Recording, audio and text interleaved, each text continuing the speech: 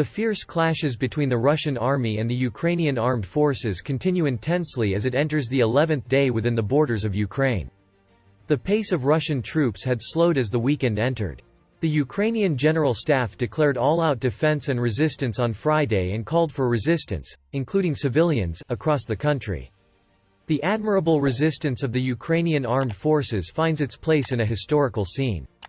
With its increasing strength, the Russian army blockaded many city centers of the country and continues to organize airstrikes.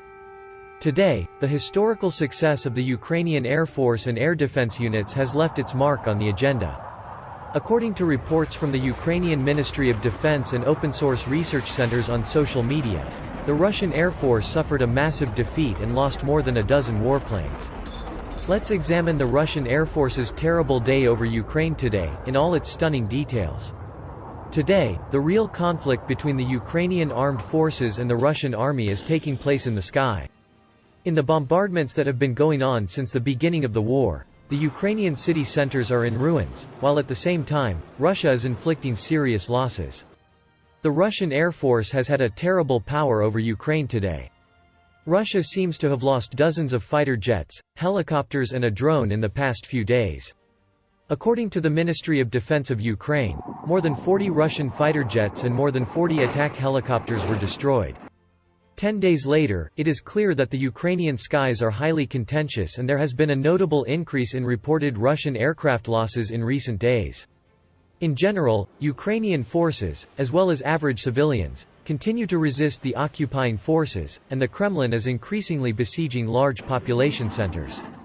While it is difficult to independently verify any type, personnel or material loss on either side of Russia's war in Ukraine, it is quite clear that the Russian military has lost a large number of fighter jets, helicopters and at least one small drone since yesterday.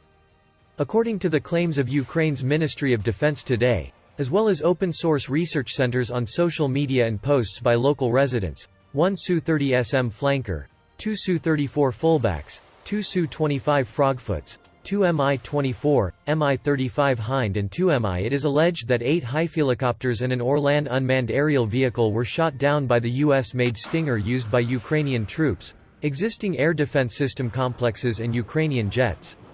Of course, there may be more, and they are above the already reported fixed losses.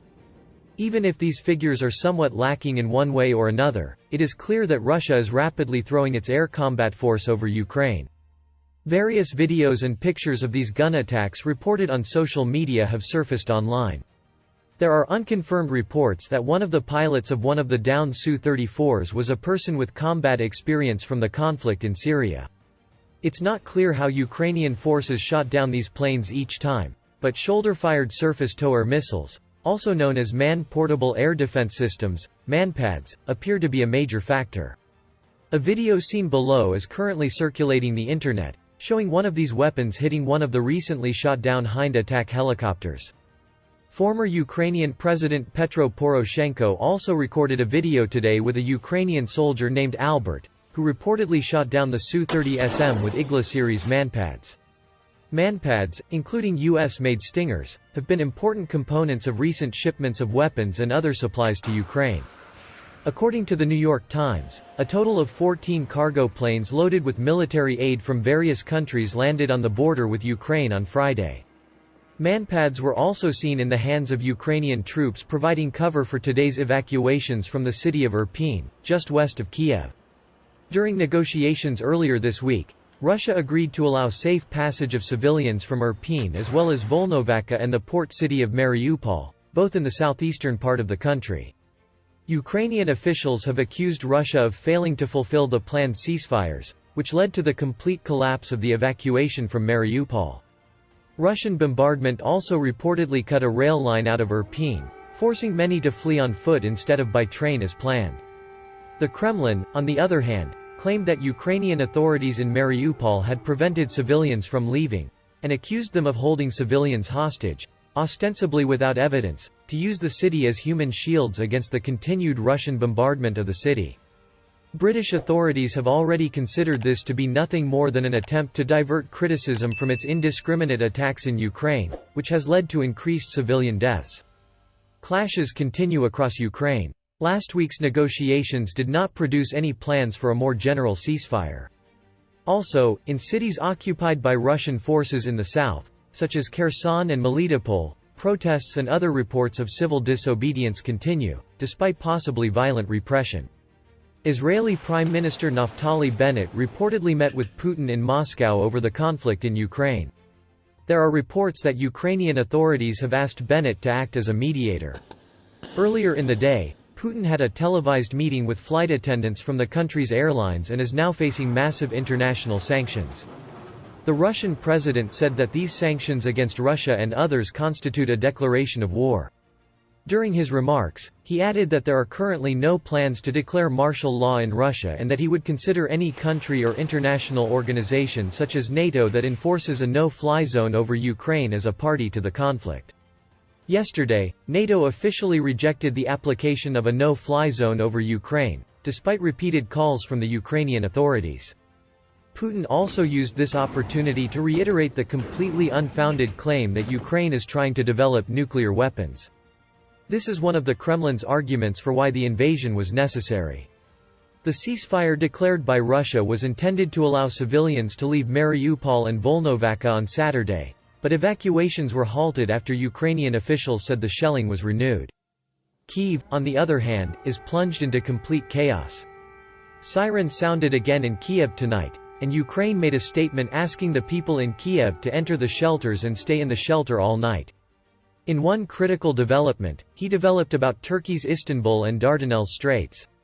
A senior U.S. official said in a statement that in the event that Russia passes through the straits, if Turkey requests support, the USS Harry S. Truman aircraft carrier will be dispatched to the region to support Turkey. Turkey applies the Montreux Convention to prevent Russian warships from passing through the straits, but there does not seem to be a situation that could prevent Russia from shipping ships to its own ports. Meanwhile, Russian Defense Ministry spokesperson Igor Konashenkov said on Saturday that the Russian armed forces destroyed a total of 2,119 targets belonging to Ukraine's military infrastructure during the special operation. During the operation, a total of 2,119 targets belonging to Ukraine's military infrastructure were hit. These include 74 command points and communication points of the Ukrainian armed forces, and 108 air defense missile systems of S-300, Buk M1 and OSA. 68 radars. Station, he said. Konashenkov added that 69 land, 21 air, 748 tanks and other armored combat vehicles, 76 multi-purpose rocket launchers, 274 field artillery and mortars, 532 special military vehicles and 59 unmanned aerial vehicles were destroyed.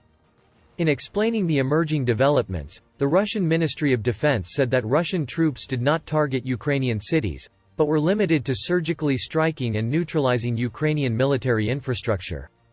He stated that there was no threat to the civilian population.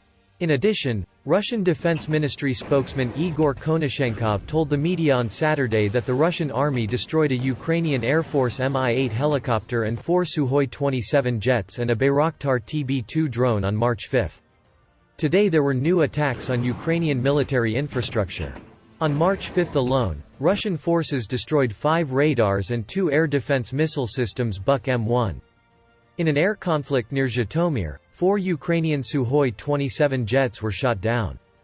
Air defense system He shot down a Sukhoi 25 aircraft near Nezhin, and the air defense forces destroyed a Ukrainian Mi-8 helicopter and a Bayraktar TB2 drone.